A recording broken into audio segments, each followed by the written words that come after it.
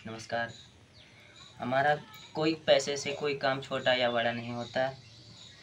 हम लोग गरीब फैमिली से हैं, तो इसलिए छोटा सा एक हमारा काम है और हम लोग यही काम करते हैं।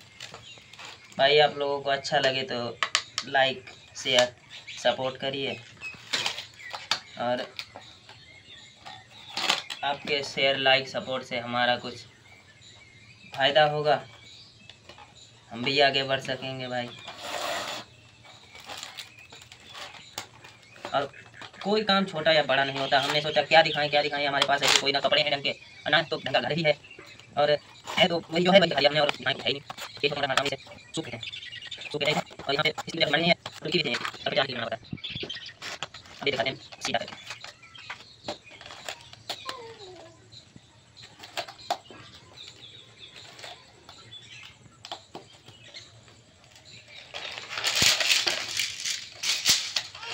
ये देखो इस तरीके का होता है। अभी इसमें शुरुआती से बन रहा है। ये देखो ये पूरा बन के इस तरीके का पूरा इस तरीके का बन के तैयार होगा। ये देखो है,